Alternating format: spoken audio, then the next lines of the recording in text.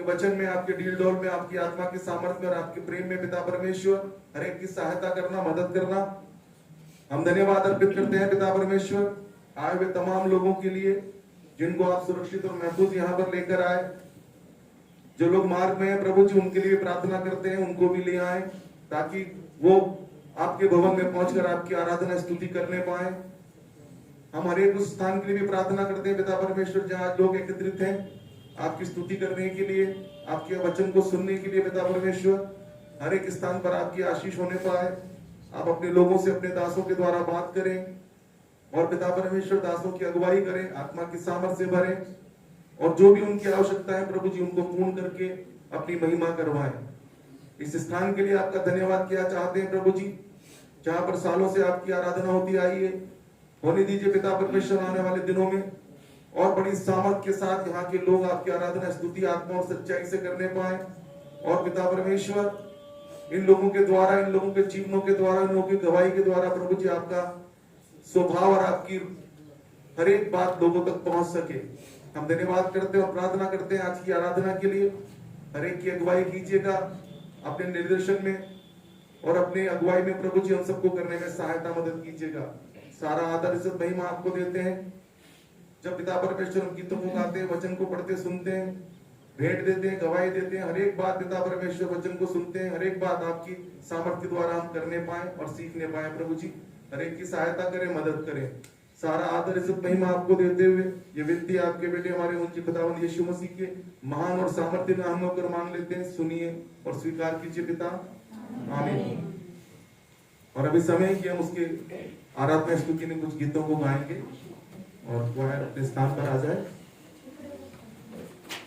पिछले दिनों जैसा हमने क्रिसमस मनाया, प्रभु यीशु मसीह का जन्म उत्सव मनाया है और उसमें हमने सुना भी था कि लोग वहां पर उसको बुद्धिमान लोग सजदा करने आए, प्रणाम करने आए, उसको झुक कर दंडवत किया। उसी क्रम में एक गीत गाएंगे, सजदे सजदे सजदे।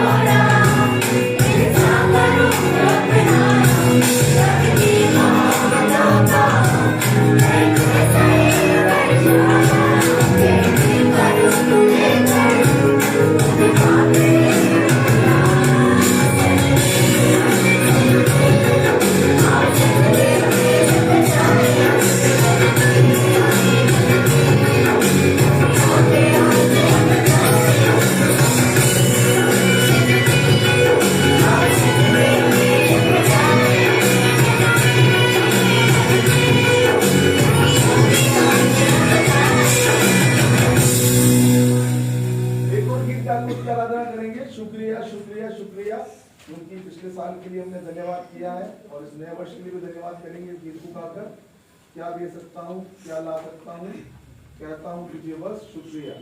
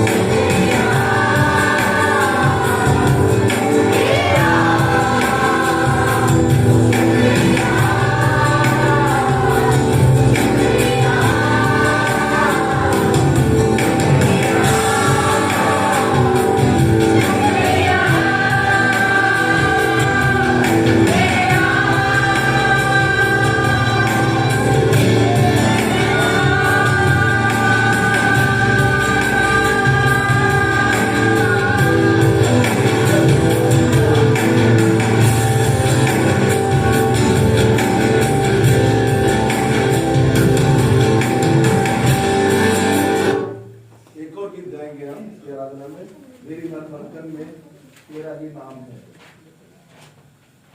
इस गीत को गाकर उसकी आराधना करेंगे।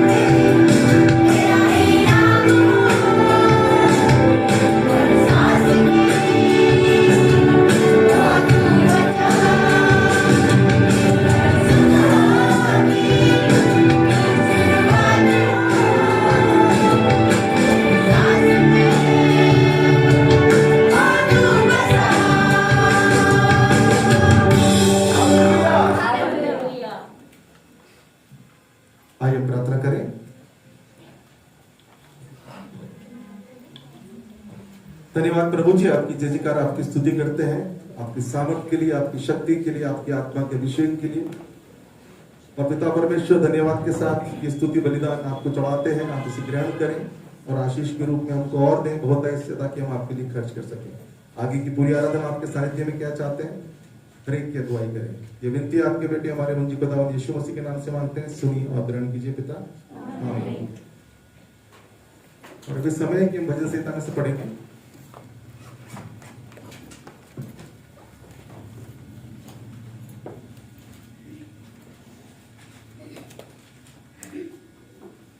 भजन संहिता 98 हम बारी बारी से पढ़ेंगे और इसको पढ़ने में कमलेश हमारी सहायता करेंगे।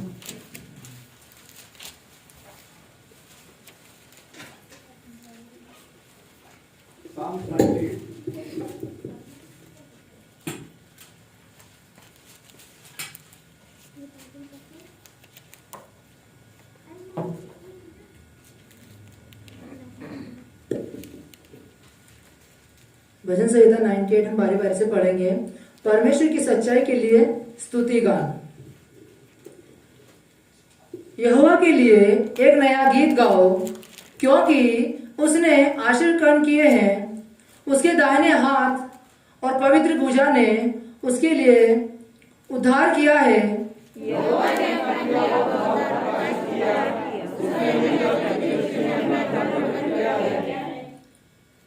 उसने इज़राइल के घराने पर की अपनी करुणा और सच्चाई की सुधि ली है, और पृथ्वी के सब दूर दूर देशों ने हमारे परमेश्वर का किया हुआ उद्धार देखा है।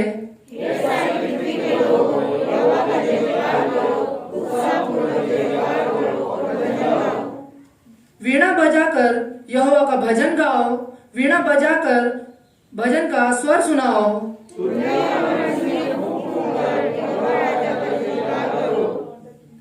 समुद्र और उसमें की सब वस्तुएं गरज उठे, जगत और उसके निवासी महाशब्द करे। आगे तुम सब साथ मिलके पढ़ेंगे।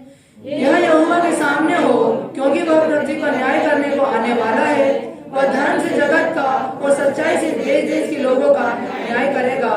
परमेश्वर के भजन संहिता के मैं भी परमेश्वर पिता का धन्यवाद अर्पित करता हूँ। कुछ ने पिछले पूरे वर्ष भर हम सबको संभाल के रखा, मेरे परिवारजनों को, मेरे प्रियजनों को, मेरे अजीजों को, मेरे मित्रों को, मेरी कलीसिया, इस कलीसिया के तमाम लोगों को। इसके लिए परमेश्वर के नाम की स्तुति हो, उसका धन्यवाद। आइए हम प्रार्थना करें। धन्यवाद प्रभु जी, एक बार फिर से आपके पवित्र नाम का धन्यवाद अर्पित करते हैं कि पिता परमेश्वर आपने तमाम लोगों को अपने वायदे के मुताबिक प्रभु जी संभाला, उनकी जरूरतों को पूरा किया, उनके आने जाने में उनकी सहायता मदद की। जैसा कि हमने प्रभु जी गवाही में आपको धन्यवाद की भेंट चढ़ाई, उसको आप ग्रहण करें। और हम प्रार्थना करते हैं पिता परमेश्वर, इस नव वर्ष में आपके वचन में और आपके भय में और आपके विश्वास में और दुगनी रीति से हम बढ़ने पाए, ताकि प्रभु जी आपके योग्य फल ला सके।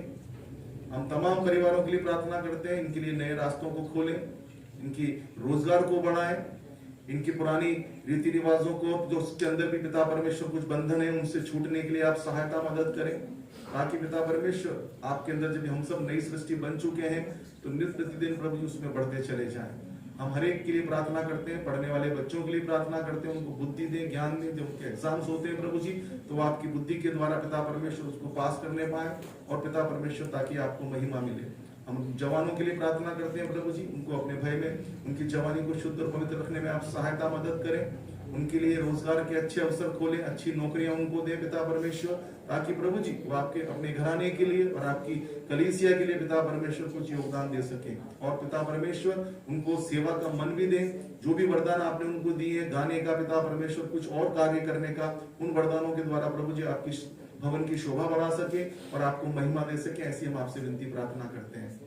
हम और परिवारों के लिए भी प्रार्थना करते हैं, जो स्त्रियां काम करती हैं, जो लोग और ड्यूटी करते हैं पिता परमेश्वर, पुरुष लोग भी, और पिता परमेश्वर घर की जिम्मेदारियों को उठाते हैं, उनके लिए भी प्रार्थना करते हैं पिता परमेश्वर। लॉकडाउन में जो भी कमी घटी उनके जीवन में रही है, इस नववर्ष में पिता परमेश्वर आप उनको भरपूरी से आशीष दें, ताकि प्रभु जी वो अपने परिवार के साथ साथ अपनी जिम्मेदारी को निभा सके और आपके नाम को धन्यवाद कहते हुए आपकी सेवकाई में बढ़ सके और अपने समाज और अपने देश के लिए आशीष का कारण बन सके। हम प्रार्थना करते हैं पिता परमेश्वर शरण के लिए, जिसने अपना एक नया बिजनेस स्टार्ट किया है, उसको भी आपकी हुजूरी में लेकर आते रहे, अपनी आत्मा की बुद्धि और सामर्थ्य के द्वारा उसको बढ़ाना और पिता परमेश्वर ठीक रीति से इस्तेमाल करना, ताकि आपकी सेवा महिमा के लिए वो भी एक गवाही बन सके।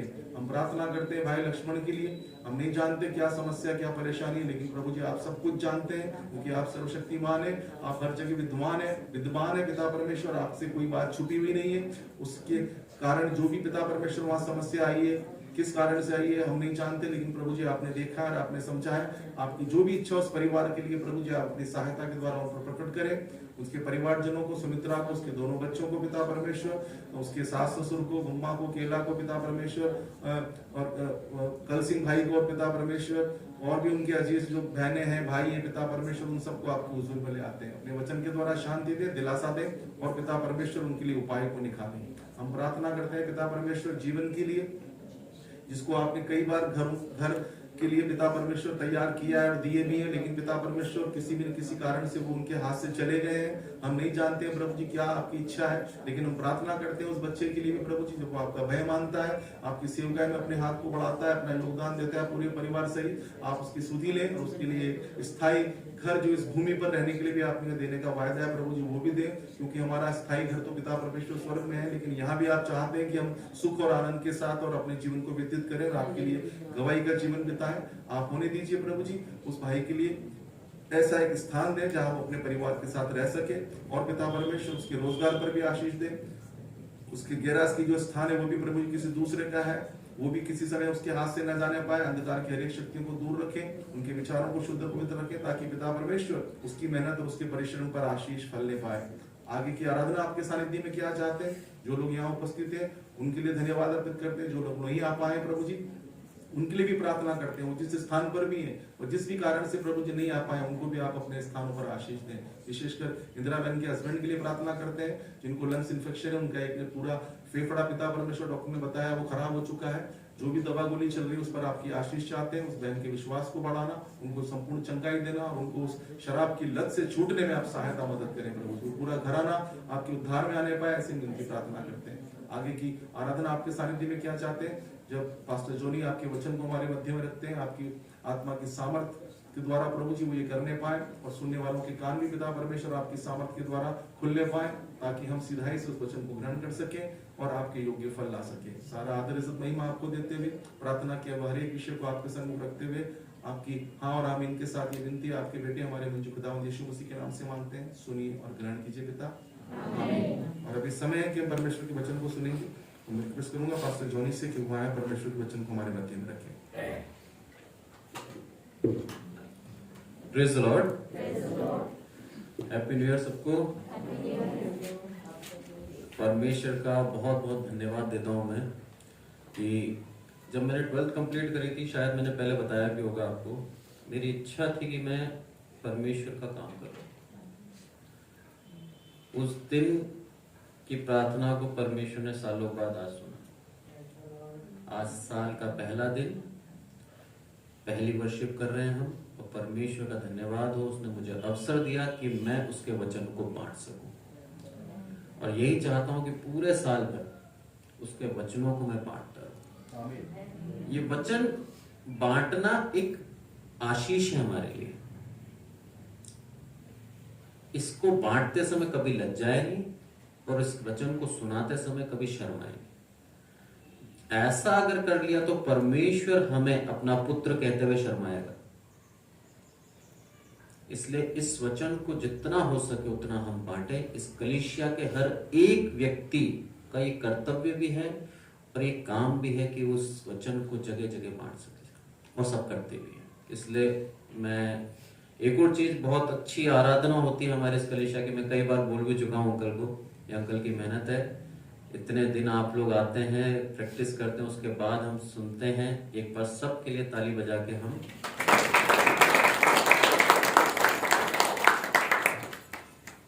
आज का मैसेज हम शुरू करने से पहले एक आयत देखते हैं। वो है भजन यशायाह 49 और उसका 15 और 16। इस नए साल में परमेश्वर हमको क्या कहता है ये हम देखते हैं। क्या हो सकता है कि कोई माता अपने दूध पीते बच्चे को भूल जाए और अपने जन्माए हुए लड़के पर दया न करे। हो सकता है क्या? हो सकता है, क्योंकि अगर होता नहीं है तो जेके लोन में पालना घर नहीं होता, वहां डाल रखा है ना। बहुत से ऐसे बच्चे जो एकदम छोटे हैं, एक रायपुरा का एक किस्सा याद है, अंकल को भी याद होगा, बच्चों को कांटे की झाड़ी में फेंक गए थे, वहां से उस बच्चे को उठा के पाला, बड़ा करा, आज तो बहुत बड़ा हो गया वो। ये काम है हमारे इमानुएल का। परमेश्वर इसीलिए इमानुएल पे आशीष बनाए रखता। तो ये हो सकता है कि क्या एक माँ अपने दूध पीते बच्चे को भूल जाए? हाँ, वह तो भूल सकती है, परंतु मैं तुझे नहीं भूल सकता। परमेश्वर का ये वादा है 2021 के लिए कि वो हमें नहीं भूलेगा। 2020 पूरा निकल गया परेशानियों में, मुसीबतों में, अभाव में, उसके बाद परमेश्वर 2021 में हमसे क्या बोलता है? 2020 पूरा उसके वादे पे वो निर्भर रहा, पूरा वादे पे वो पक्का रहा कि उसने हमें नहीं भूला, और 21 के लिए भी हमें एक धन्य आशा देता है। वो क्या बोलता है? कि मैं तुझे नहीं भूल सकता। और आगे बोलता है वो 16वें आयत में, देख मैंने तेरा चित्र अपनी हथेली पर खोद कर बनाया है। कोई चीज हट सकती है उसके बाद? पेन से लिख दो, हट जाएगा, कितना भी अच्छा मार्कर ले लो, हट जाएगा। पर पहले के राजा भी करते थे, पत्थरों पे कूद कूद कर लिखते थे, वो चीज आज तक बनी हुई है। परमेश्वर बोलता है मैंने अपनी हथेली में तेरा चित्र, ना केवल तेरा नाम पर पूरा का पूरा चित्र बना रखा है। कैसे भूलूंगा मैं तुझे? नहीं भूल सकता वो। और बोलता है वो, और तेरी शहर बना सदैव मेरी दृष्टि के सामने बनी रहती। अब कोई भी मुसीबत नहीं आ सकती, क्योंकि तेरी शहर पूरी तरफ से मैंने तेरे को क्या कर रखा है? घेर रखा है। यही है 2021 का सबसे एक अच्छा वादा परमेश्वर का। हमें परमेश्वर ने 7 दिन दिए, 7 दिन के आज 7 वादे में बताना चाहता हूं आपको।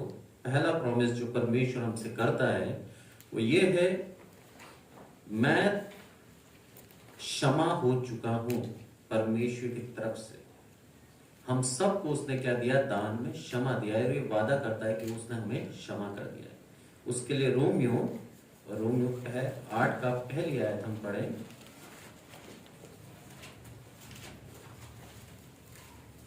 अतः अब जो मसीह यीशु में है उन पर दंड की आज्ञा नहीं, क्योंकि वे शरीर के अनुसार नहीं वरन आत्मा के अनुसार चलते हैं। अतः अब जो मसीह यीशु में है, हमें यदि दंड की आज्ञा से बचना है तो हमें क्या करना है? मसीह यीशु में होना है हमें। और वो कब होंगे? जब हम हमारे लालच को छोड़ देंगे, जब हम हमारी बुरी आदतों को छोड़ देंगे। क्योंकि जब तक हमारे दिल के अंदर ये रहेगा, हम प्रभु यीशु मसीह में नहीं हो सकते। प्रभु यीशु मसीह में यदि हमें होना है तो हमें पूर्ण रूप से हमारी सांसारिक अभिलाषाओं को त्यागना पड़ेगा।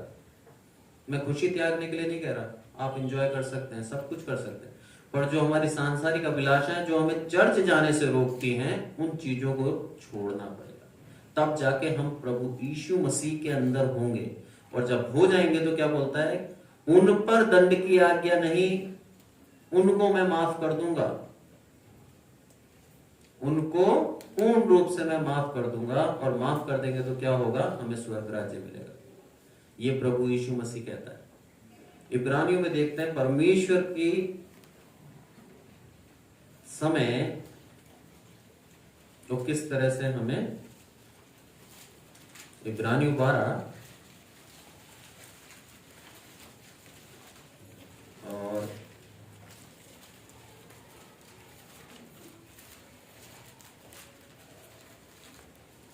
16 से 17 तो है। ऐसा ना हो कि कोई जन व्यभिचारी या एसाव के समान अधर्मी हो, जिसने एक बार के भोजन के बदले अपने पहिलौठे होने का पद बेच डाला।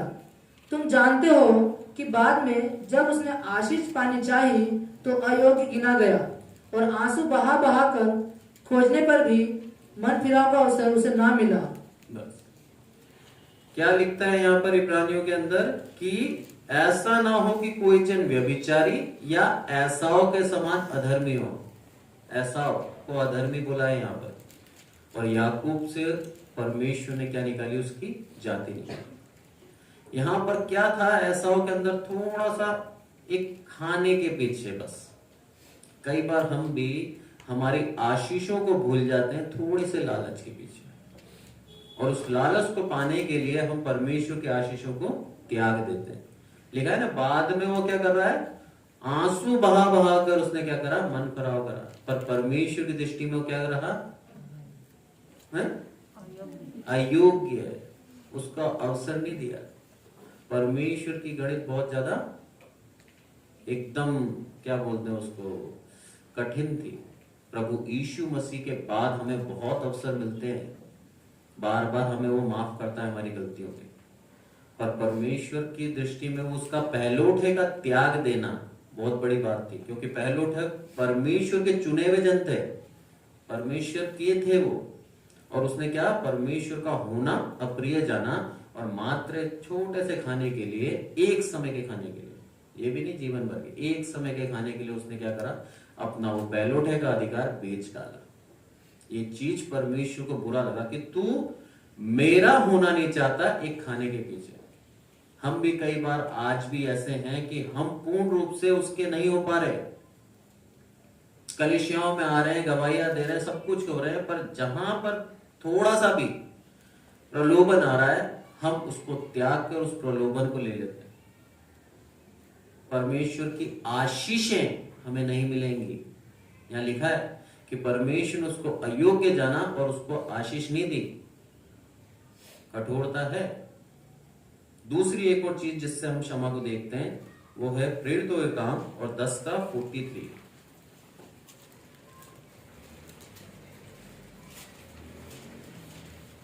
उसकी सब भविष्यवक्ता गवाही देते हैं कि जो कोई उस पर विश्वास करेगा उसको उसके नाम के द्वारा पापों की क्षमा मिलेगी।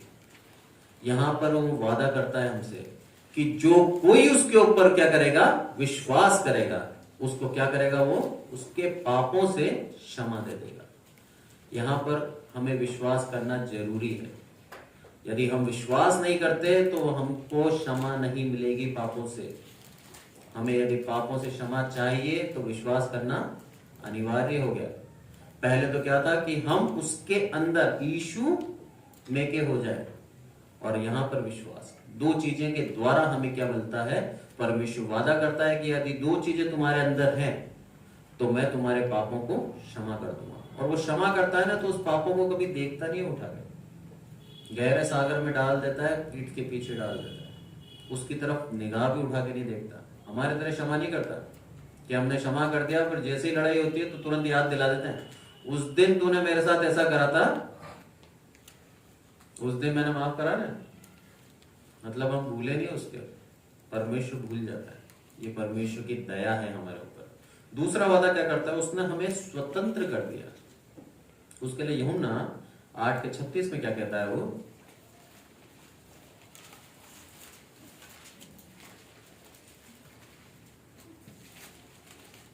इसलिए यदि पुत्र तुम्हें स्वतंत्र करेगा तो सचमुच तुम स्वतंत्र हो जाओगे। इसलिए यदि पुत्र के हाथ में अधिकार दे रखा था पिता ने, प्रभु यीशु मसीह के हाथ में पूर्ण अधिकार था कि तू पापों को क्षमा कर सकता है। और हम किस बंधन से स्वतंत्र हुए? पापों के बंधन से। यदि हम स्वतंत्र नहीं होते तो आज भी हम पाप के अंदर लगे रहते, आज भी हम पापों की मजदूरी उठाते रहते, आज भी हम परेशान होते। क्योंकि परमेश्वर के ने हमसे इतना प्रेम करा कि उसने अपने इकलौते पुत्र को दे दिया ताकि हम इस पाप के बंधन से छूट जाएं। और उसने हमको क्या करा? मोल लेके छुड़ाया है। उस पाप का उसने क्या दिया है? बदला दिया है, अपने प्राणों को त्याग कर, अपना खून बहाकर। तब जाके हम स्वतंत्र हुए, नहीं तो हम स्वतंत्र नहीं होते। और इसी का रोमियो में 6:7 क्या पढ़ते हैं?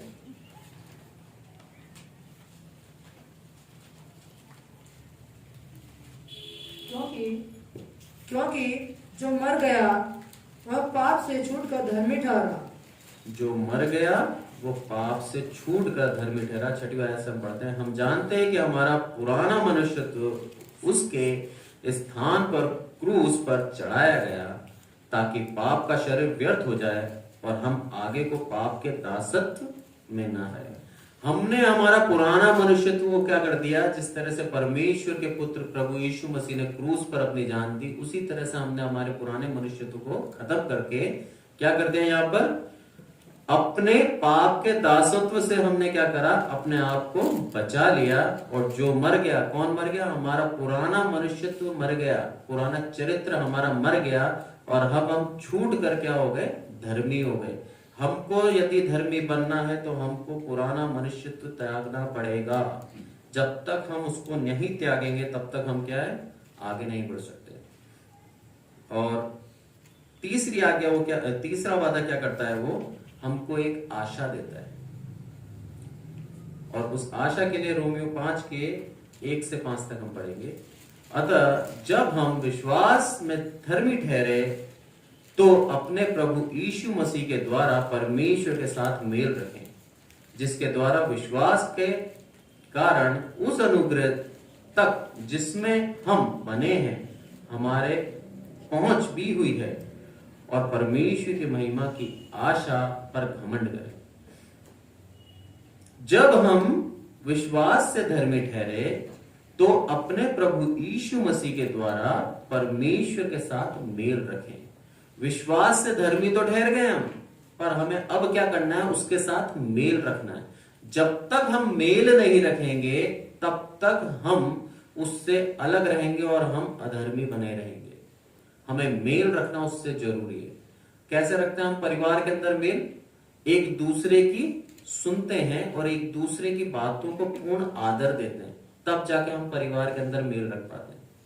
हमें यदि परमेश्वर से मेल रखना है तो उसकी बातों का, उसकी जो वाचा है, उनका हमें क्या करना पड़ेगा? आदर करना पड़ेगा। तब जाके हम क्या करेंगे? उसका मेल रख पाएंगे, और जिसके द्वारा विश्वास के कारण उस अनुग्रह तक जिसमें हम बने हैं हमारी पहुंच भी हुई है, परमेश्वर की महिमा की आशा पर घमंड करें। जो परमेश्वर हमें वो आशा देता है, उस आशा पे क्या करें? हम घमंड कर सकते हैं। हमें खुद के ऊपर घमंड नहीं करना, हमारी धार्मिकता पे घमंड नहीं करना, हमारे कामों पे घमंड नहीं करना, पर हमें किसके ऊपर घमंड करना है? परमेश्वर की दी हुई आशा पे घमंड करना है। क्योंकि वही हमको क्या करेगी? जीवित रखेगी, और वही हमको हमारे जीवन में आशीष देगी, और हमारे को, हमारे पदों को ऊंचा करेगी। हमारे किसी भी प्रकार से हम निराश नहीं हो सकते, और किसी भी प्रकार से हम क्या है? निर्लज्जित नहीं हो सकते। परमेश्वर की यदि आशा हमारे अंदर है। और पहला पत्रस उसके 3 के 4 में क्या कहता है? वो इसी आशा को दोबारा वो बताता है अच्छी तरह से। 1 का 3, हमारे प्रभु यीशु मसीह के परमेश्वर और पिता का धन्यवाद हो, जिसने यीशु मसीह के मरे हुओं में से जी उठने के द्वारा अपनी बड़ी दया से हमें जीवित आशा के लिए नया जन्म दिया है। हमारे प्रभु यीशु मसीह और परमेश्वर का क्या हो? धन्यवाद हो, क्योंकि उसने हमें कोई वादा दिया है और उसके साथ साथ हमें एक जीवित आशा दी है। उस आशा से हम क्या हो जाते हैं? नया जीवन मिलता है। पुराना जीवन हमारा खत्म हो गया। कौन सा जीवन था पुराना? पाप का जीवन था, हमारे लालच का जीवन था, हम हमारी सांसारिक अभिलाषाओं में फंसे हुए थे। इन सब चीजों को खत्म करके हमको एक नया जीवन देता है। और वो जीवन किस चीज का है? एक आशा का जीवन है, जिससे हम परमेश्वर के ऊपर जब रखते हैं तो हमें स्वर्ग की जाने के लिए, स्वर्ग जाने के लिए हमें वो तैयार करता है। वो आशा हमारे को देता है, एक नया जीवन। उस जीवन के द्वारा हम स्वर्ग राज्य जा सकते हैं। और चौथा वादा वो क्या करता है? हमको एक वरदान देता है। वो उसके लिए भी हम रोमियो 12 का 6 में पढ़ेंगे।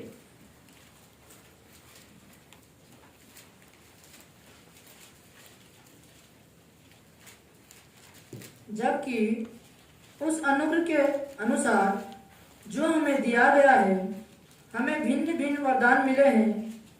तो जिसको भविष्यवाणी का दान मिला हो वह विश्वास के परिणाम के अनुसार भविष्यवाणी करे। बस क्या है कि हमें उसने क्या एक वादा दिया कि वरदान भी हमें वो देता है, और उस वरदान के अनुसार क्या बोलता है वो कि भिन्न भिन्न वरदान दिए हैं उसने, और जिसको भविष्यवाणी का वरदान मिला हो वो विश्वास के परिणाम के अनुसार भविष्यवाणी करे। विश्वास होना चाहिए आपको भविष्यवाणी करने से पहले, और आपको भविष्यवाणी का अगर वरदान दिया है तो भविष्यवाणी करे बिंदास, बिल्कुल भी आपको रुकना नहीं है, आराम से आप संकोच बिना भविष्यवाणी कर सकते हैं। और 7वें आयत कहते हैं यदि सेवा करने का दान मिला हो तो सेवा में लगा रहे, और यदि सिखाने वाले का दान मिला हो तो सिखाने में लगा रहे। जो दान आपको मिला है उस दान के अंदर आप काम करते रहे। एक बार सर बात कर रहे थे, सैम सर, और वो बोलते हैं जब मैं बड़ा हुआ और मैं परमेश्वर के लिए कुछ करना चाहता था तो अंकल से बोला, बड़े अंकल से, कि परमेश्वर मेरे से क्या चाहता है मुझे समझ में नहीं आ रहा, मैं क्या काम करूं, मैं क्या करूं, मुझे पता नहीं है। तब बड़े अंकल बोलते हैं कि उत्पत्ति से लेके प्रकाशित वाक्य तक पूरी बाइबल पढ़, परमेश्वर तेरे को बताएगा तुझे क्या करना है, और समझ में नहीं आया ना तब भी तो दोबारा पढ़ना। पूछेंगे दोबारा वो नहीं पूछेंगे, पर परमेश्वर हमें इस वचनों से ही बात करके सिखाता है। बोलता है जब मैंने शुरू से लेके अंत तक पूरी बाइबल पढ़ी तो मुझे समझ में आ गया कि मुझे काम जो करना है वो परमेश्वर की सेवकाई ही करनी है, उसी के वचनों को मेरे को बांटना है। और आज इतने महान वो क्या है, एक प्रचारक है, उनके सोचने का तरीका, वचन पढ़ के उसको समझाने का तरीका बहुत ही अद्भुत है। तो जो ये बोलता है यहाँ पर वचन, पौलुस क्या बोलता है, यदि तुम्हें सिखाने वाले का दान मिला हो तो सिखाने में लगे रहो, रुकना ही नहीं है, करते ही रहो काम। और इसका पहला कुरिन्थियों 12:4 में क्या कहता है,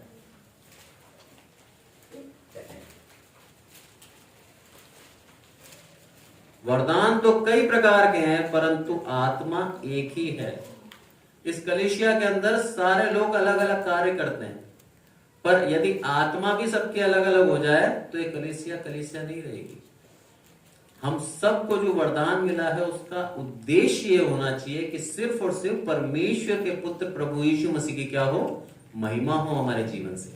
जब तक हमारा उद्देश्य ये रहेगा तो हमारे कितने भी वरदान कैसे भी क्यों ना हो, हमारा क्या है, लक्ष्य एक है, तो आत्मा हमारे अंदर वही कार्य करेगा।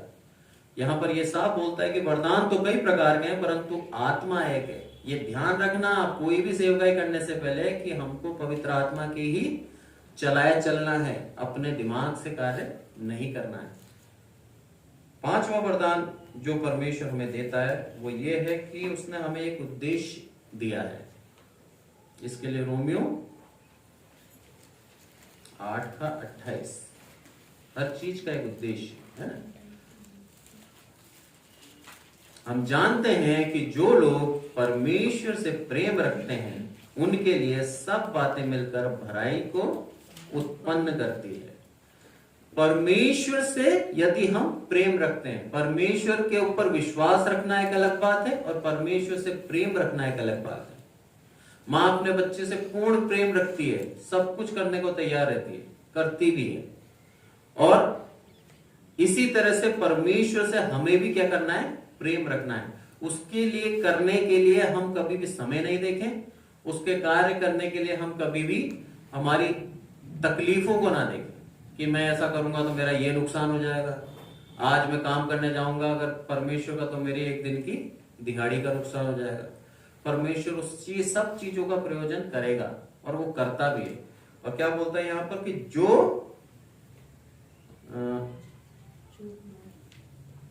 और सब बातें क्या है, मिलकर भलाई को उत्पन्न करती है। हमारे लिए उद्देश्य यही है परमेश्वर का कि हम सब काम जो परमेश्वर के नाम से करते हैं वो सारे काम हमारे किसके लिए होते हैं, भलाई के लिए उत्पन्न होता है और हमको वो भलाई मिलती है उससे।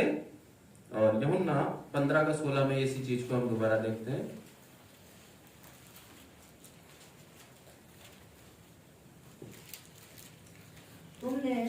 तुमने मुझे नहीं चुना परंतु मैंने तुम्हें चुना है और तुम्हें नियुक्त किया कि तुम जाकर फल लाओ और तुम्हारा फल बना रहे, कि तुम मेरे नाम से जो कुछ पिता से मांगो वह तुम्हें दे। क्या लिखता है यहाँ पर? साफ साफ कहता है कि तुमने मुझे नहीं चुना, मैंने तुम्हें चुना है। हम यदि बोले अपनी गवाही में, मैंने सब कुछ छोड़ के परमेश्वर के पीछे अपने जाप को ले आई हूं और मैंने परमेश्वर को चुना, तो वो गलत है, क्योंकि परमेश्वर हमको चुनता है। जब तक परमेश्वर हमें नहीं चुनता, हम उसको प्रभु करके नहीं बुला सकते, उसको हम आदर नहीं दे सकते। पर यहां पर वो साफ कहता है कि तुमने मुझे नहीं चुना, मैंने तुम्हें चुना है और तुम्हें नियुक्त किया कि तुम जाकर फल लाओ और तुम्हारा फल बना रहे, कि तुम मेरे नाम से जो कुछ पिता से मांगो वह तुम्हें दे। बस। और तुम्हें नियुक्त कर दिया है कि तुम क्या करो? जाकर फल लाओ। प्रभु यीशु मसीह ने अपने 12 चेलों को आज्ञा दी थी, महान आदेश हमने क्रिसमस पे पढ़ा भी था कि जाओ और पूरे संसार में मेरे वचनों को बांटो। जब हम बांटते हैं तो हमको क्या मिलता है? फल मिलता है। आज हमने 125 अंकल ने पूरे फूड पैकेट्स बांटे, गॉस्पेल बांटा, कंबल बांटे, तो उसके अंदर जिन्होंने पढ़ा है ना, वो फल हमें मिलेगा। जब वचन हम बांटते हैं तो एक भी वचन व्यर्थ नहीं जाता, वचन हमारा कारगर होता है। क्योंकि अगर हम उदाहरण को देखें तो प्रभु यीशु मसीह क्या बोलता है? एक बीज बोने वाला बीज बोते हुए निकला, और बीज कहां कहां गिरे थे? अलग अलग जगह गिरे थे, पर सबने सुना था। पर जिसने स्वीकार करा उसने अलग अलग फल लेके आया, कोई 30 गुना, कोई 60 गुना, कोई 100 गुना। तो यहां पर भी यही है कि यदि हम उसके कार्य करते हैं और परमेश्वर का बीज बोते हैं, उसके वचनों का, तो हमें फल नियुक्त है, मिलेगा, और तुम्हारा फल बना भी रहेगा। जिस आत्मा को तुमने बचा लिया है वो आत्मा दोबारा क्या होगी? नाश नहीं होगी, वो आत्मा बनी रहेगी। परमेश्वर की दया है, हमारे को वो इस्तेमाल करता है कि हम उसके वचनों को सुनाएं, उसकी महिमा करें और लोगों की आत्माओं को बचा लें, और आत्मा वो बनी रहेगी, वो फल बना रहेगा। और तुम मेरे नाम से जो कुछ पिता से मांगो वह तुम्हें दे। ये एक परमेश्वर ने हमें दान दिया है। प्रभु यीशु मसीह की ये इच्छा है कि हम जो कुछ भी प्रभु यीशु मसीह के नाम से परमेश्वर से मांगते हैं वो हमें क्या दे, और देता भी। हमने बहुतों ने अनुभव किया है, हमारी मुसीबत में, हमारी परेशानी में उसने क्या है, हमने जब भी मांगा है उसने हमारी प्रार्थनाओं को सुना है और हमें दिया है। और छठा वायदा जो करता है हमसे वो ये वायदा है कि वो हम बहुत बहुमूल्य हैं। उसके लिए 1 कुरिन्थियों 6:19-20।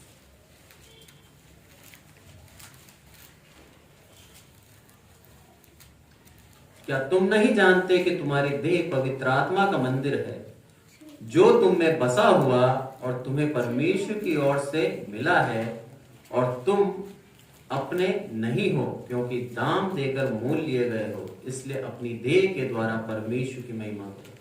ये जो देह उसने हमें दी है, नया जन्म हमको जो मिला है, उसके ऊपर विश्वास रखने से, उसकी जीवित आशा से जो हमें एक नया जन्म मिला है, उसके बाद जो ये नई देह मिली है, ये देह क्या है? उसका पवित्र मंदिर है। हमें हर एक काम करने से पहले सोचना चाहिए कि हम वो काम करें या ना करें। परमेश्वर कहीं हमसे नाराज होकर अपने आप हमारे मंदिर में से चला तो नहीं जाएगा। हमें डर डर के काम करना चाहिए। और यहां साफ कहता है वो कि तुमको मोल लेकर क्या करा है? दाम देकर तुमको छुड़ाया गया है। इसलिए अपनी देह के द्वारा परमेश्वर की महिमा करो। ये एक वायदे के साथ साथ एक आज्ञा भी है कि हमको हमारी देह से सिर्फ और सिर्फ उसकी महिमा करनी है। जब तक हम उसकी महिमा नहीं करेंगे तब तक उसका जो दाम दिया है ना, वो दाम व्यर्थ हो जाएगा। हमको छुड़ा लिया उसने, उसके बाद यदि हम उसकी महिमा नहीं करते हैं तो उसका छुड़ाना व्यर्थ हो जाएगा। इसलिए हमको उसकी महिमा करना जरूरी है अपनी देह के द्वारा। और साथ में जो आखिरी है वो ये है कि हमको आशीष दी है उसने, ये हमारा वरदान। रोमियो 10:12-13 देखते हैं।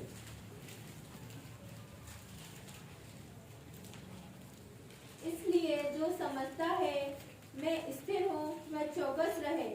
रोमियो 10:12। यहूदियों और यूनानियों में कुछ भेद नहीं, इसलिए कि वो सबका प्रभु है और अपने सब नाम लेने वालों के लिए उदार है। यहूदी और यूनानी में कुछ भेद नहीं। परमेश्वर ने हमको क्या कर दिया? आशीषित कर दिया। जो कोई उसके ऊपर विश्वास करे वो कौन है? अब नाश न हो परंतु अनंत जीवन तक जाएगा। पहले सिर्फ और सिर्फ यहूदियों के ऊपर परमेश्वर की आशीष थी, और सिर्फ परमेश्वर जो था वो यहूदियों का राजा था। यहूदियों को उसने क्या कर रखा था? अपनी निज प्रजा बना रखा था। और हम सब कौन थे? अन्य जाति थे। एक बहुत बड़ी संख्या के लोग, सब के सब अन्य जाति, और सिर्फ कुछ लोगों के ऊपर परमेश्वर की आशीष थी। पर जब प्रभु यीशु मसीह इस दुनिया में आया तब उसने क्या करा? हम लोगों के ऊपर दया करी, और उस दया का नतीजा है कि यहूदी और यूनानी में अब कोई भेद नहीं है। हर किसी को यह अवसर मिल गया है। हर कोई अब परमेश्वर के राज्य में जाने के योग्य बन चुका है, बन सकता है। इतनी बड़ी आशीष, जिस दौड़ के लिए हम दौड़ रहे हैं वो आज कामयाब हो गई। यदि प्रभु यीशु मसीह नहीं आता तो हम में से एक भी स्वर्ग राज्य में नहीं जा पाता। पर आज प्रभु यीशु मसीह का हम धन्यवाद दें, और इस वादे के लिए जो उसने हम पे करे हैं उसके लिए भी धन्यवाद दें कि उसकी आशीष से हम क्या हैं? अब कोई भेद नहीं रहा हम में। इसलिए कि वह सबका प्रभु है। पहले एक जाति का था, अब वो सारी जातियों का क्या हो चुका है? प्रभु हो चुका है। एक भी जाति नहीं छोड़ी। पूरी मानव जाति का वो क्या है? अब प्रभु है, और अपने सब नाम लेने वालों के लिए उदार है।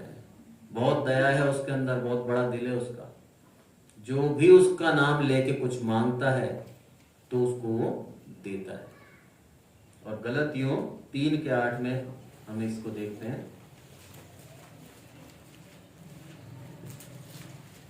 और पवित्र शास्त्र ने पहले ही से यह जानकर कि परमेश्वर अन्य जातियों को विश्वास से धर्मी ठहराएगा, पहले ही से अब्राहम को यह सुसमाचार सुना दिया कि तुझ में सब जातियां आशीष पाएगी। ठीक है, परमेश्वर को ये पहले से ही मालूम था। पवित्र शास्त्र क्या कहता है? पहले से ही ये जानकर कि परमेश्वर अन्य जातियों को विश्वास से धर्मी ठहराएगा। किससे धर्मी ठहराएगा? विश्वास से धर्मी ठहराएगा। यदि हम प्रभु यीशु मसीह पर पूर्ण विश्वास करते हैं, अधूरा नहीं, पूर्ण विश्वास, तो हमको क्या है? धर्मी ठहरेंगे। तो पहले ही से अब्राहम को यह सुसमाचार सुना दिया कि तुझ से सब जातियां आशीष पाएंगी। तुझ से सारी जातियां क्या हैं? आशीष पाएंगी। ये आशीष का जो वरदान है वो हमको परमेश्वर ये देता है नए साल में। 7 दिन 7 वरदान परमेश्वर हमें सिखाता है कि एक भी दिन मैं तुम्हें छोड़ूंगा नहीं, एक भी दिन मैं तुम्हें त्यागूंगा नहीं। हर एक दिन के लिए मेरे लिए, तुम्हारे लिए एक नया तोहफा है, तुम्हारे लिए एक नया प्रॉमिस है। उस प्रॉमिस के ऊपर मैं बना हुआ हूं। तुम्हें क्या करना है? सिर्फ और सिर्फ मेरे पे विश्वास करना है, ताकि वो सारे प्रॉमिस जो मैं करता हूं उसको मैं फुलफिल कर सकूं। परमेश्वर छोटे से वचन से हम सबको आशीष दे। जय मसीह।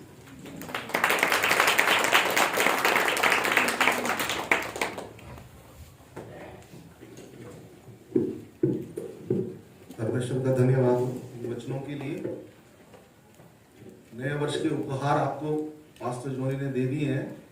गिफ्ट 7 दिन के लिए 7, फिर अगले हफ्ते के लिए इन्हीं को वापस रिपीट 7, ऐसे करके आप 365 दिन इन उपहारों का आनंद ले सकते हैं और खुशी मना सकते हैं कि उनको गिफ्ट मिल रही है रोज नई नई। समझ में आ रही है बात? तो इन उपहारों को अपने पास संभाल के रखें। परमेश्वर हमको कभी छोड़ेगा नहीं, त्यागेगा नहीं, ये उसका वायदा है। लेकिन इसके पीछे एक रहस्य भी छुपा हुआ है। मुर्गी देखिए ना, सबके पास मुर्गी है ना, उसके बच्चे भी, बुरा किया तो अभी निकले हैं चूजे, छोटे छोटे छोटे। वो बच्चे क्या करते हैं? अपनी माँ के पीछे पीछे रहते हैं ना, अलग नहीं जाते ना। हाँ, जाते हैं। मुर्गी जिधर जाती है उधर बच्चे बच्चे बच्चे। प्रभु यीशु मसीह मुर्गी के समान है ना? गीतों में भी लिखा है, वचन में भी है। मुर्गी जैसे अपने बच्चों को अपने पंखों के नीचे संभालती है, वैसे वो भी हमें संभालता है। लेकिन शैतान का, बिल्ली का, कुत्ते का सबसे पहला काम क्या होता है? बच्चों को मां से दूर करना। समझ में आ रही बात? वो ऐसी चाल चलता है कि बच्चे तितर बितर हो जाए, एक उधर एक इधर एक उधर, फिर उसके बाद उसका काम आसान हो जाता है। और कई बार बिना शैतान के भी कुछ बच्चे शैतान होते हैं ना, वो सोचते हैं हम बड़े हो गए, घर मम्मी की जरूरत नहीं है, वो अलग चले जाते हैं, है ना। यानी कि कुछ विश्वासी, प्रभु तो हमेशा हमारे साथ रहता है, लेकिन हम प्रभु से दूर ये जता के कि हम सब कुछ सीख गए, प्रभु तेरे विश्वास में हमें सब कुछ आता है, हमें तेरी जरूरत नहीं है, हम वो सब कुछ कर सकते हैं जो तू कर सकता है।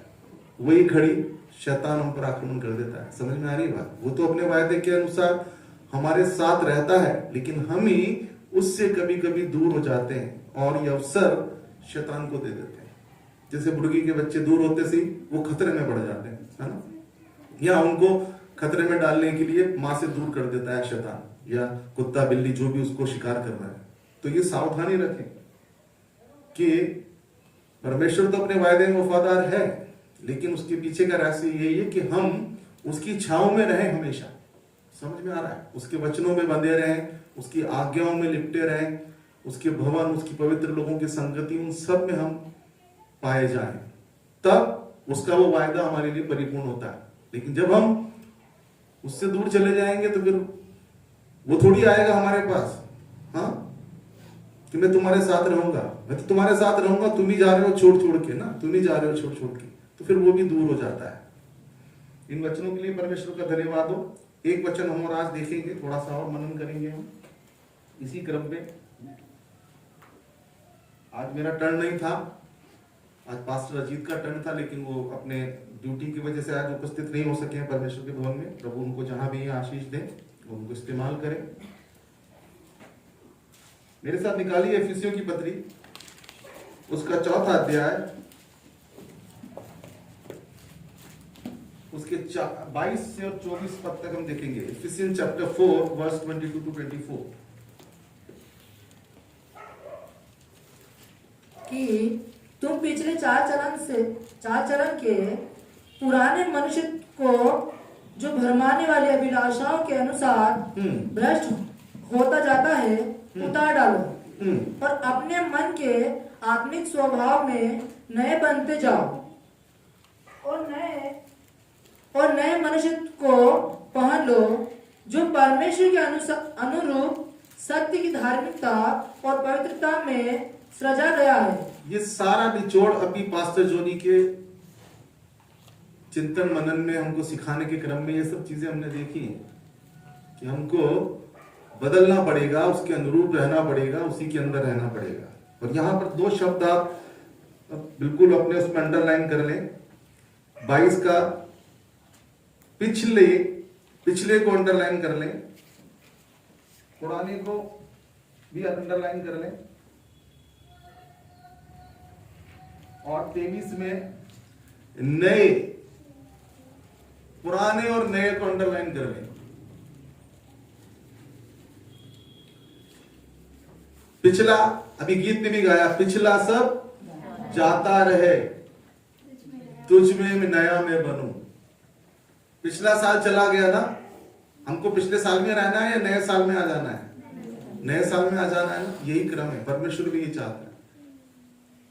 और इस वचन में भी यही लिखा है कि तुम पिछले चाल चलन के पुराने मनुष्यत्व को जो भर में आने वाली अभिलाषाओं के अनुसार भ्रष्ट होता जाता है उतार डालो। हमको पिछला चाल चलन, पिछली बातें, जैसा हमने भी रोमियो 6:8-7 में भी देखा था कि मृत्यु के बाद उसके पाप छूट जाते हैं, लेकिन वहां मृत्यु शारीरिक मृत्यु की बात नहीं हो रही है। जब वो प्रभु यीशु मसीह को ग्रहण करता है तो अपने सारे पापों को कहां डाल देता है?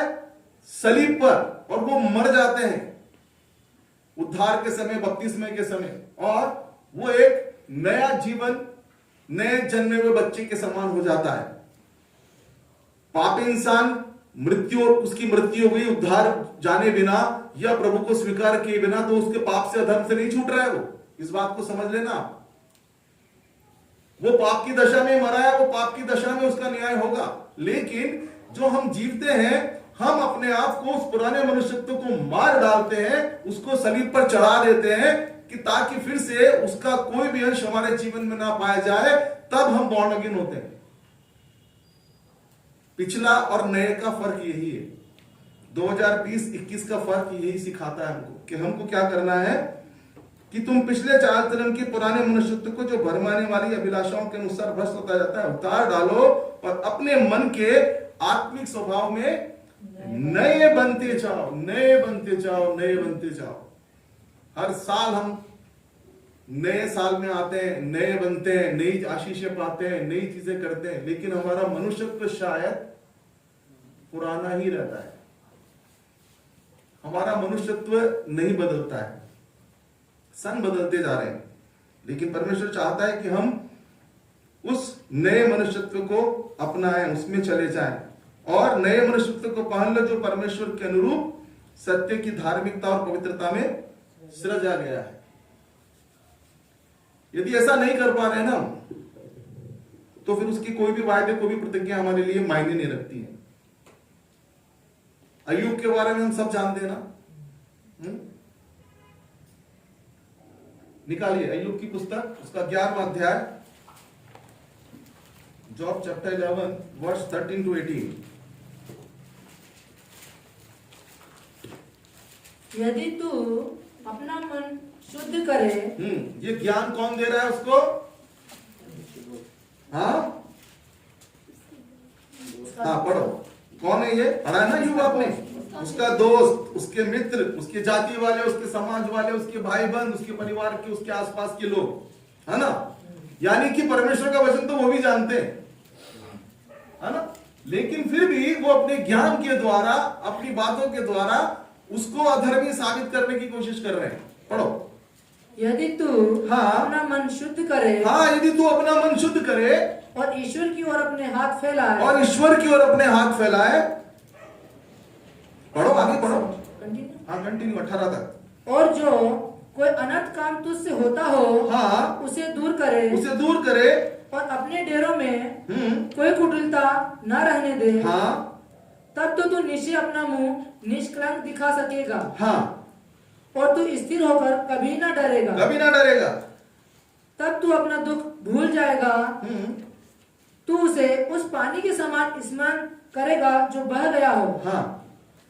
और तेरा जीवन दोपहर से भी अधिक प्रकाशमान होगा। और चाहे अंधेरा भी हो तो भी वह भोर सा हो जाएगा। तुझे आशा होगी, इस कारण तू निर्भय रहेगा और अपने चारों ओर देख देख कर तू निर्भय विश्राम कर सकेगा। ये उसको सलाह दी जा रही है कि तेरे दुखों का जो कारण है ना, शायद तेरा मन शुद्ध नहीं है, तू जो बोलता है वैसा कुछ नहीं है। अन्य जाति भी और दूसरे लोग भी, ऐसे विश्वासी भी जो खुद विश्वास की दशा में नहीं है, जो ठोकर खा चुके हैं खुद भी, वो भी दूसरों को ज्ञान देने से बाज नहीं आते। यहां भी ये सोपोर उसका जो मित्र है इसी प्रकार की बात वहां कह रहा है, लेकिन उसमें कुछ सत्यता है। ये बातें जो वो कह रहा है वो वचन के आधार पे ही है, जैसा हमने अभी इफिसियों 4:22 में 24 में पढ़ा कि नया मनुष्यत्व होना जरूरी है। हमारा पुराना ना चाल चलन, हमारी अशुद्धता है, हमारी वो सारी अभिलाषाएं, वो सब जानी चाहिए। यदि वो नहीं जाती है तो उसके परिणाम इसी प्रकार के हो सकते हैं। लेकिन अय्यूब के जो परिणाम है वो इस वजह से नहीं है। वो जिस परिस्थिति में पड़ा हुआ है उसके कारण कुछ और है, लेकिन समाज को, दुनिया को, परिवार को, जाति वालों को दिखाई दे रहा है कि शायद यह धर्मी है। समझ में आ रही है बात? और फिर उसको ज्ञान भी वो लोग दे रहे हैं जो खुद उस बात को मानते नहीं है, लेकिन कहते जरूर है। हमारे आसपास भी ऐसा होता है, हमको भी कई लोग ऐसा ज्ञान दे देते हैं, लेकिन परमेश्वर चाहता है कि हम वास्तव में उनके उस ज्ञान को भी मान लें जो अब सलाह दी जा रही है अधर्मी लोगों के द्वारा। उसमें कोई बुराई नहीं है, क्योंकि वो परमेश्वर के वचन है, परमेश्वर का स्वभाव है। परमेश्वर हमसे यही आशा रखता है कि हम इस प्रकार से अपने आप को उसके सम्मुख रखें, और उसके सारे परिणाम आपको यहां दिखाई दे रहे हैं कि तू निर्भय होकर रहेगा, तू कभी डरेगा नहीं, तेरे को कुछ नहीं होगा, तू स्थिर रहेगा, सब कुछ निर्भय होकर विश्राम करेगा। उसके फल भी यहां दिखाई दे रहे हैं। ये परमेश्वर की इच्छा है। और यदि ऐसा हम नहीं करते हैं, अपने डेरों से कुटिलता नहीं दूर करते हैं और अपने परमेश्वर की ओर हाथ नहीं फैलाते हैं, अपने मन को शुद्ध नहीं करते हैं, तो शायद हम अपने उसी पुराने मनुष्यत्व में हैं और उसके परिणाम हमको आने वाले समय में भुगतने पड़ सकते हैं। दूसरा कुरिन्थियों 5 का 17-19 भी हम देखेंगे। दूसरा कुरिन्थियों 5 का 17-19। इसलिए यदि कोई मसीह में है, हाँ, तो वह नई सृष्टि नई है, सृष्टि है। पुरानी बातें बीत पास्टर गई। जोरे ने भी इसको कोट किया है इसी प्रकार के वचनों को। हम मसीह में नई सृष्टि है।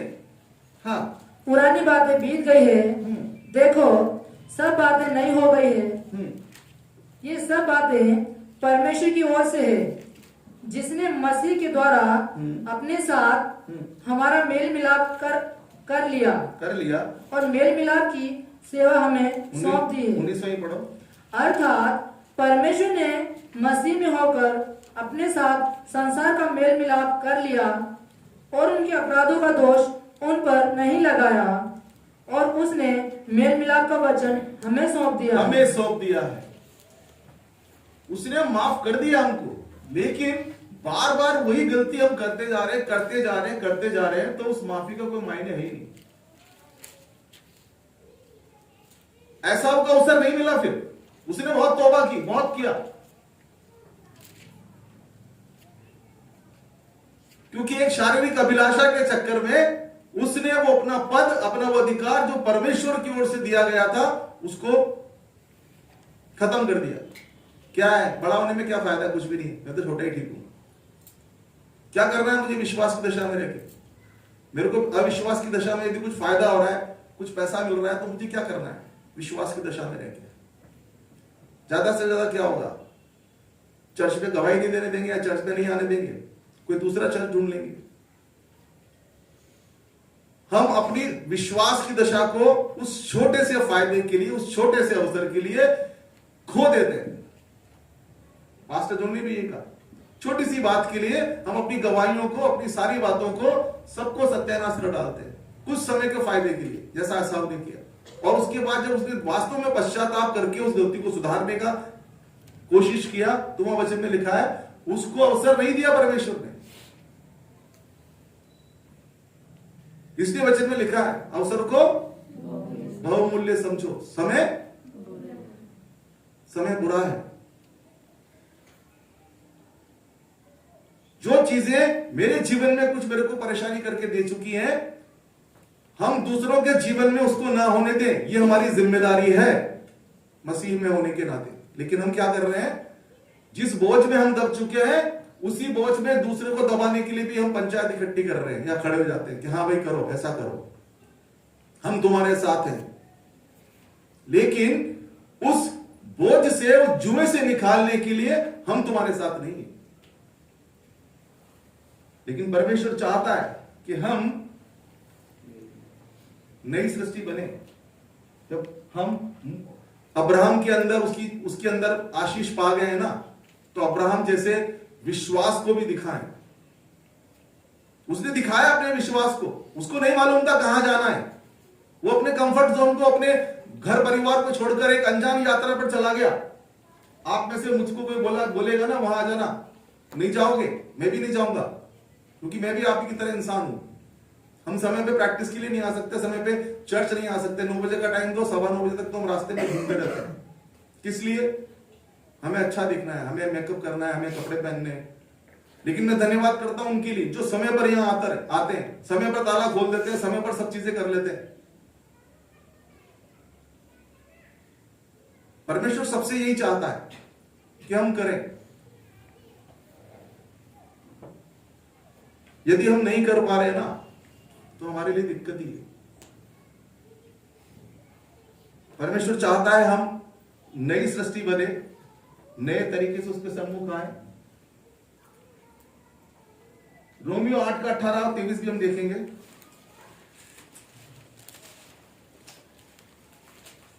क्योंकि मैं समझता हूं कि इस समय के दुख और क्लेश उस महिमा के सामने जो हम पर प्रकट होने वाली है कुछ भी नहीं है। फिर ध्यान से पढ़ो उसको। क्योंकि मैं समझता हूँ हाँ, इस समय के दुख और क्लेश इस समय के दुख और क्लेश उस महिमा के सामने उस महिमा के सामने। कौन सी महिमा? जो हमें मिलने वाली है आगे स्वर्ग में जाने की, और अब न्याय के समय जब हम उसके साथ जाएंगे, उस महिमा के सामने कुछ भी नहीं। कुछ भी नहीं है। आज का 10, 20, 50 लाख रुपया और या कुछ और पदवी या कुछ और समाज का सम्मान, वो कुछ भी नहीं है जो सम्मान को हमें देना चाहता है। लेकिन मैंने कहा था ना, अपने पेट्रोल की टंकी हमने छोटी कर रखी है। वो तो कंपनी ने तो 20 लीटर की बना के दी है, लेकिन हम 10-20 रुपए का डाल के काम चला रहे हैं। वो स्थिति हमने अपने विश्वास की कर रखी है। अरे मूसा जैसा, आप अब्राहम जैसा काम करें ना, निकला ना वो वहां से, हाँ, और उसके बाद भी उसको कई ऐसे अवसर आए जब वो अच्छा चुन सकता था, लेकिन वो उसने अच्छा अपने भाई भतीजों को दे दिया। जब झगड़े होने लगे, अलग अलग होने की बात आई, लूत से कह दिया तू चुन ले पहले। लेकिन हमारा नंबर आता है ना, तो हम पहले खुद चुनते हैं, अच्छा हमारे को मिल जाए, बचा कुचा बाद में देखेंगे। अब्राहम का विश्वास ऐसा था। वो लूत जिस तरफ गया हरीनी तराइयों की तरफ, उसके अपोजिट गया उल्टा। जो पथरीला था, जो बंजर था, उसके साथ भी बीवी बच्चे थे, उसके परिवार में भी लोग थे, उसके पास भी पशु पक्षी थे, जानवर थे। कैसे खिलाएगा, कहां से पानी पिलाएगा, सूखा है, बिल्कुल बंजर है। लेकिन विश्वास था कि परमेश्वर ने मुझे वायदे के देश में जाने को कहा है, वो मुझे एक दिन लेके जाएगा और मेरे किसी भी जीव जंतु को, पशु को, पशु को, परिवार के लोगों को, किसी की कोई हानि नहीं उठाऊंगा। वैसा विश्वास हमें दिखाना पड़ेगा। अन्य जाति होकर के, यूनानी होकर के, अब्राहम के अंदर तो हमने आशीष पा ली, लेकिन अब्राहम जैसा विश्वास हमारा नहीं है ना, कोई मतलब नहीं। और यहां लिखा है कि उस महिमा के सामने, क्योंकि मैं समझता हूं कि इस समय के दुख और क्लेश उस महिमा के सामने जो हम पर प्रकट होने वाली कुछ भी नहीं है। क्योंकि सृष्टि बड़ी आशा भरी दृष्टि से क्या कर रही है? परमेश्वर के पुत्र की प्रकट होने की बाहर जोड़ रही है। क्योंकि सृष्टि अपनी इच्छा से नहीं, पराधीन करने वाले की ओर से व्यर्थता के अधीन इस आशा से की गई है कि सृष्टि भी आप ही दासत्व के छुटकारे से सृष्टि भी छूटना चाहती है, लेकिन आप और हम छूटना नहीं चाह रहे उस पुराने मनुष्यत्व से और दासत्व से। साल नया आता जाए, कपड़े नए आते जाए, आशीषें नई आती जाए, नौकरी नहीं आती जाए, और सब चीजें नहीं आती जाए, लेकिन हमारा पुराना चाल चलन वो का वो ही रहे। यदि मैं अन्य जाति हूं तो अन्य जाति की वो बातें मुझ में पाई ही जाए, कहीं ना कहीं तो दिखेंगी सही वो। यदि वो दिखेंगी तो फिर मसीह की महिमा नहीं हो रही, और उस महिमा को हम नहीं समझ पा रहे, और हम तो जानबूझ के दिखा रहे हैं अपने अंदर वो चीजें जो प्रभु के वचन के अनुसार, उसके विश्वास के अनुसार नहीं है। हमको जहां अवसर मिलता है, हम अपना वो यूनानीपन, अन्य जातियों वाला स्वभाव, वो कुरीतियां, वो बुराइयां, उनको छोड़ना नहीं चाहते, उनको कर डालते हैं। लेकिन प्रभु कहता है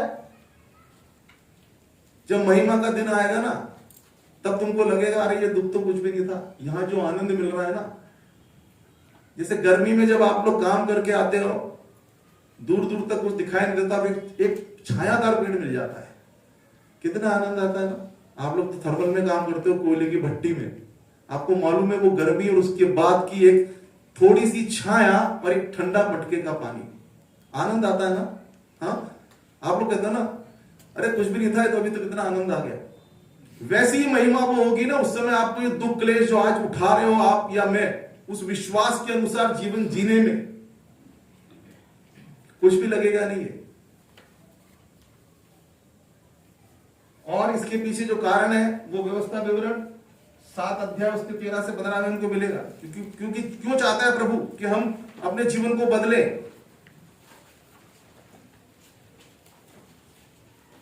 व्यवस्था विवरण 7 का 13 से 15।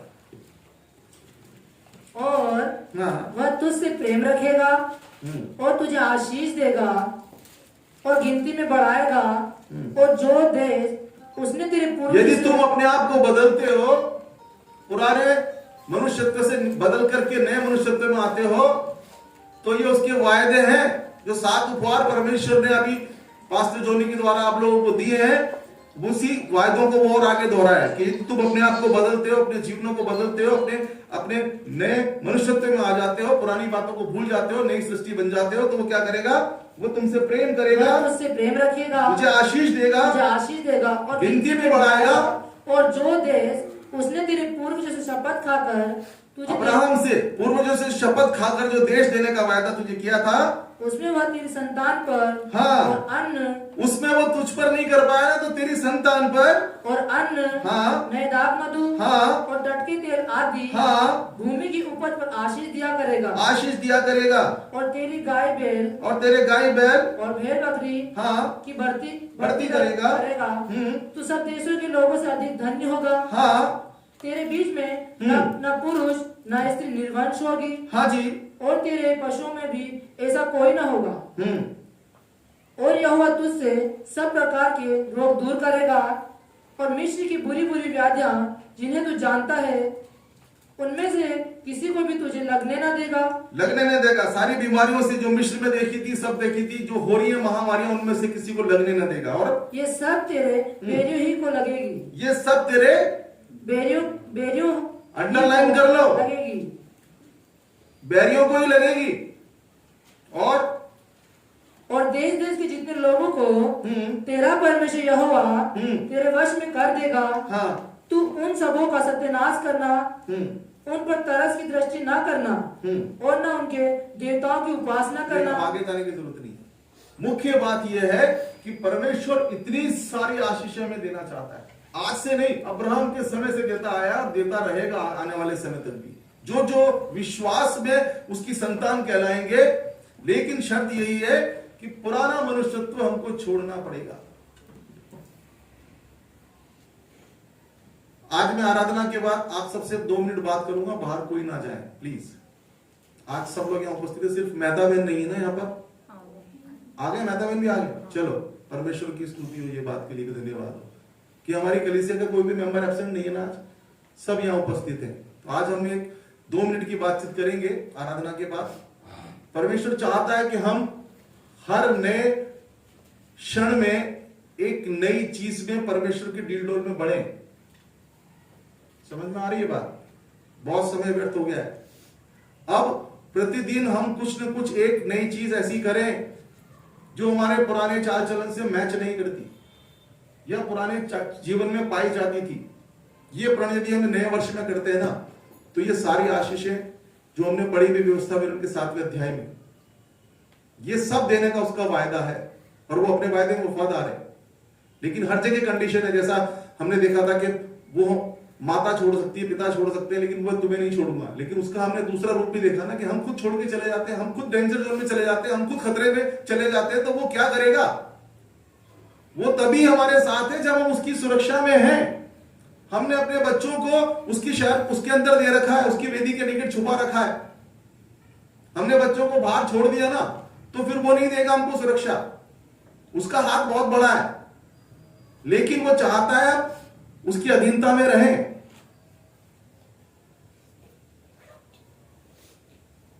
प्रभु इन वचनों के द्वारा आशीष दे।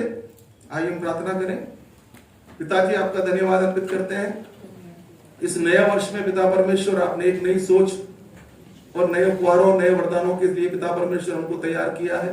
होने दीजिए प्रभु जी, इस वर्ष में हम प्रतिदिन आप में बढ़ते जाएं, आपके विश्वास के कामों को करते हुए प्रभु जी ये साबित कर दें कि प्रभु जी हम आपके वचनों के अनुसार अपने जीवनों को जी रहे हैं। हर एक की सहायता करना, मदद करना, आज के वचनों पर आशीष देना, पास्टर जोनी के परिवार को आशीष देना, मेरे परिवार की भी सुधि लेना, पास्टर अजीत के परिवार की सुधि लेना, और तमाम उन सेवकों की प्रभु जी जो पिता परमेश्वर आपकी आत्मा के चलाए चलकर आपके वचनों को लोगों तक पहुंचा रहे हैं, उन सबकी सुधि लेकर उनकी जरूरतों को पूरी करना और विशेष तौर से उनकी सुरक्षा करना प्रभु जी, ताकि अंधकार की कोई शक्तियां उनके जीवन में कोई ऐसा कार्य ना करने पाए जिससे पिता परमेश्वर को सेवकाई से पीछे हटने पाए। कलीसिया के प्रत्येक सदस्य के लिए भी प्रार्थना करते हैं प्रभु जी, इन सबको भी आशीष देना और आने वाले दिनों में अपने योग्य फल लाने के लिए इनको सबको तैयार करना। सारा आदर इज्जत महिमा आपको देते हुए ये विनती आपके बेटे हमारे मुंजी खुदावंद यीशु मसीह के नाम से मांगते हैं, सुनिए और ग्रहण कीजिए पिता। आमीन। और अभी समय है कि हम अपनी बेटे परमेश्वर को अर्पित करेंगे और उस समय हम एक गीत गाएंगे, अनुग्रहकारी प्रिय प्रभु जी।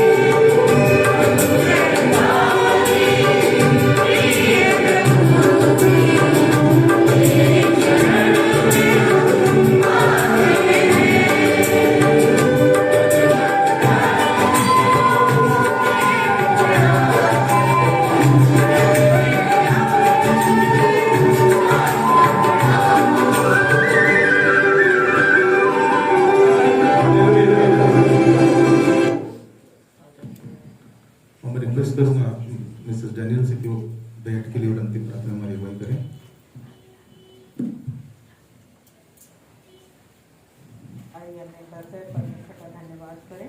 धन्यवाद धन्यवाद धन्यवाद करते हैं पिता परमेश्वर, सेनाओं के प्रभु यहोवा, हम आपका गुणनवाद करते हैं। सारी सृष्टि के मालिक, हम आपका धन्यवाद करते हैं प्रभु जी। अभी अपने वचन में सुना, देखा, पढ़ा पिता परमेश्वर की सृष्टि बड़ी आशा भरी प्रभु नजरों से आपको निहार रही है। आपके आगमन के लिए परमेश्वर तैयार है कि जो वो व्यर्थता के अधीन की गई है उससे छुटकारा पाए। हाँ पिता परमेश्वर, अनुग्रह करिए, दया करिए। हम सब भी जो आपके हाथों की सृष्टि है पिता परमेश्वर, और आज भी पाप के दासत्व में प्रभु जी फंसे हुए, अभिलाषाओं में फंसे मेरे ईश्वर राजा, ये 2021 में पिता परमेश्वर होने दीजिए। हर एक जन से पिता परमेश्वर आपके आत्मा के द्वारा, आपके पवित्र अनुभव के द्वारा परमेश्वर, जो आप अपने लोगों से बात करना चाहते हैं कि आपका, हम सब का हृदय परमेश्वर के पवित्र आत्मा का मंदिर है और परमेश्वर का आत्मा इसमें वास करता है। पिता अनुग्रह करिए कि इस नए साल में प्रभु जी हम सिर्फ और सिर्फ इस आत्मा की भूख और प्यास में परमेश्वर आगे बढ़ने वाले हों।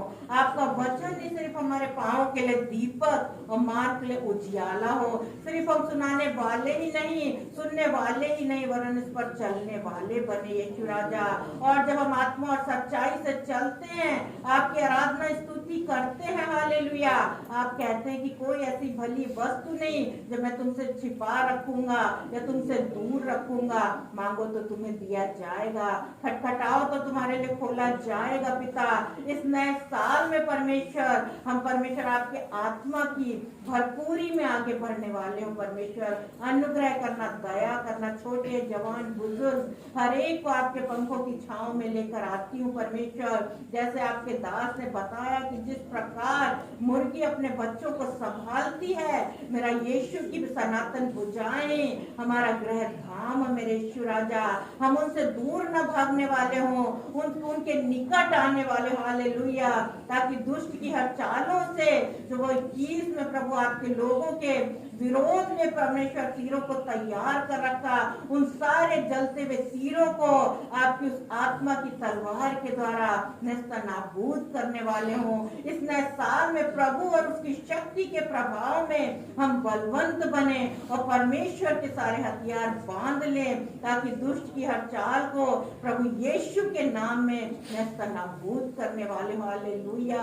धार्मिकता की झिलम हाँ परमेश्वर पहनकर और आत्मा की तलवार जो परमेश्वर का जीवित पवित्र वचन है, प्रबल वचन है, उसको लेकर सिर्फ प्रभु जी हाथों में ना लेकर उसको अपने हृदय की गहराई में बसाकर, जड़ पकड़कर प्रेम में और उसकी सिद्धता में आगे बढ़ने वाले यीशु राजा, अनुग्रह करना, दया करना, हालेलुया। हम आपका शुक्र, आपका धन्यवाद करते हैं। हम इस योग्य नहीं थे प्रभु जी कि आज के दिन को देख पाते, परंतु आपकी वो जो दया, आपका नाम है कि विलंब से क्रोध करने वाले परमेश्वर, हम आपका धन्यवाद करते हैं। जिस प्रकार पिता अपने बच्चों पर दया करता है, वैसा ही सेनाओं का परमेश्वर यहोवा अपने बच्चों पर करुणा और दया जो उसकी सदा की है और उसका वो वायदा है जो सदा रहेगी, बनाए रहता है। वो कहता चाहे जगत के किसी भी कोने में क्यों ना हो, प्रेज द लॉर्ड, धन्यवाद धन्यवाद धन्यवाद करते हैं। जिस प्रकार सूर्य उदय होता है और प्रभु जी के कोने तक, प्रभु जी इस छोर से लेकर उस छोर तक उसका प्रकाश पहुंचता है, छोटे से लेकर बड़े तक, और पूरी सृष्टि पे मेरे ईश्वर राजा, चाहे पहाड़ हो, चाहे पेड़ पौधे हो, नदियां, झरने, उसी प्रकार मेरे यीशु की करुणा, हालेलुया, उसके बच्चों पे, हालेलुया, चाहे वो किसी झोपड़ी में हो या महल में, और चाहे उनके पास रहने को जगह ना हो, हर एक तक पहुंचती है और अपनी बलवंत भुजा के द्वारा संभालता है।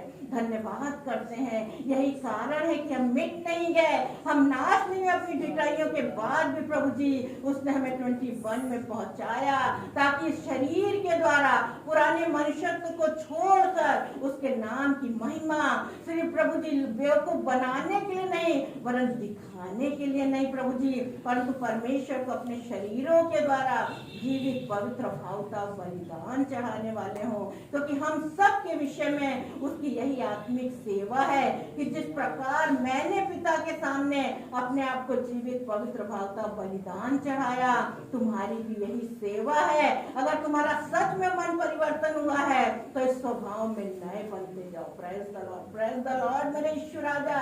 ये आपके जीवित वचन है, प्रबल है, दो धारी तलवार है परमेश्वर। जब हम इन वचनों के अनुसार अपने जीवन को चलाते हैं 100% मेरे ईश्वर राजा आशीष को प्राप्त करते हैं। वो कह रहा तुम्हारा हृदय परमेश्वर के पवित्र आत्मा का मंदिर है। हालेलुया। हाँ, ये भवन तो नष्ट हो जाएगा, यीशु मसीह ने कहा, तो ये 3 दिन में नाश हो जाएगा, जो 48 साल में बना है परमेश्वर, परंतु मैं इसको फिर से जिला उठाऊंगा। मैं धन्यवाद धन्यवाद धन्यवाद करती हूँ। वो कहता मैं इस भवन को 3 दिन में बना दूंगा, क्योंकि ये परमेश्वर के पवित्र आत्मा का मंदिर है। हालेलुया। और उसका वचन कहता है कि परमेश्वर के भवन से उसका तेज उत्तम है, वो हमारे हृदयों में पाया जाए। यीशु राजा हमारे विवेक में पाया जाए, हमारे प्रभु जी मन में, जिसके विषय में लिखा है कि तुम प्रभु जी अय्यूब के दोस्त कह रहे थे कि तुम्हारा मन शुद्ध नहीं है, लेकिन परमेश्वर मनों को जांचने वाला है। हालेलुया। उसके अनुसार उनके साथ व्यवहार करने वाला है। हालेलुया। हम आपका धन्यवाद करते हैं मेरे यीशु राजा। इस 21 में पिता परमेश्वर आपके एक एक जन को प्रभु जी, ये अंतिम समय चल रहा परमेश्वर, अपने आत्मा के द्वारा अगुवाई करना मेरे ईश्वर राजा, ताकि प्रभु जी हम सब जो जीवित वचन को पढ़ते हैं, ये प्रभु हमें जीवन देता है और जीवित है मेरे ईश्वर राजा, हमें काटता छाटता है। और अगर आज भी हम अपनी गिटाइयों में पड़े हैं मेरे ईश्वर राजा, तो फिर से एक बार प्रभु आपकी करुणा और दया चाहते हैं प्रभु, हम पर प्रबल होने पाए ईश्वर, ताकि इस नए वर्ष में मेरे ईश्वर राजा हम मसीह में नई सृष्टि बनने वाले हों। पुरानी बातें बीत गई मेरे ईश्वर राजा कह रहा, देखो सब कुछ नया हो गया। मैं धन्यवाद करती है पर फिर इस नव वर्ष के लिए, और इस नव वर्ष में आपके लोग जो आपके सम्मुख अपनी भेंटों को लाए हैं, धन्यवाद बलि लाए हैं, थैंक्स गिविंग लेकर आए मेरे ईश्वर राजा, इन सब भेंटों को ग्रहण करना परमेश्वर। आपने देखा है, जांचा है कि हर एक ने जिस भी मन के अनुसार दिया है परमेश्वर, आप उसे ग्रहण करना और प्रभु ने आशीषित करना कि आने वाले समय में और परमेश्वर के आत्मा की सामर्थ्य से भरकर आपके नाम का धन्यवाद करते हुए मेरे यीशु राजा आपके नाम का गुणगान करने वाले यीशु राजा, और आप ही को प्रथम स्थान देने वाले अपने जीवन में। सारा आदर महिमा इज्जत आपको देते हैं। जब आज हम आपके इस प्रभु जी भवन से जाते हैं, आपकी उपस्थिति, आपकी सामर्थ, आपका अनुग्रह जो सदा का है प्रभु हमारे साथ प्रभु जी सदैव बना रहे, और हम अपने जीवन के द्वारा, अपने कार्यों के द्वारा यीशु राजा आपके नाम को महिमा देने वाले हों। हमारे विचारों को दूर ही से जानने वाले प्रभु जी, हम कितना भी कुछ कर ले, परंतु वो कहता तुम्हारे मुंह में ऐसी कोई बात नहीं जिसे मैं नहीं जानता। तुम जब मुंह में नहीं जानता, अगर हम मन में भी ऐसा कोई विचार नहीं जिसे मैं नहीं जानता मेरे यीशु राजा। इस नव वर्ष में मेरे यीशु राजा सिर्फ और सिर्फ आपके आत्मा की भरपूरी में आगे बढ़ने के लिए, आपकी सामर्थ को हर पल महसूस करते हुए आगे बढ़ने के लिए सहायता, मदद करना, अगुवाई करना। इस नव वर्ष में लोगों को नया बल, नई शक्ति, नई सामर्थ्य देना आप में होकर प्रभु जी वो हर कार्य को करने वाले हों, क्योंकि आपका वचन कहता जवान तो थकते और ठोकर खाकर गिर जाते हैं, परंतु जो परमेश्वर पे भरोसा करते हैं वे नया पे नया बल प्राप्त करते जाएंगे। कई हमारे भाई बहन जो अपने कार्यों के लिए प्रभु जी इस नव वर्ष में प्रभु जी अपने घर को छोड़कर बाहर जा रहे हैं रोजगार के लिए, उन्हें भी आशीषित करना यीशु राजा, उनके संग रहकर मार्ग में उनके साथ होना, और जहां वो जाएं परमेश्वर का सामर्थ उनके साथ कार्य करने वाला हो यीशु राजा। सारा आदर महिमा इज्जत आपको देते हुए इस विनती को प्रभु यीशु मसीह के मीठे पवित्र मुबारक नाम मांग लेते सुन अब हमारे प्रभु यीशु मसीह का अनुग्रह, परमेश्वर पिता का प्रेम और पवित्र आत्मा की सहभागिता और संगति हम सबके साथ और संसार के प्रत्येक विश्वासी जन के साथ और विशेषकर इस कलीसिया के अनेक छोटे बड़े सदस्य के साथ अब से लेकर सर्वदा तक होती रहे। आमीन। प्रभु आप सबको आशीष दे। आप बैठ जाएं 2 मिनट के लिए।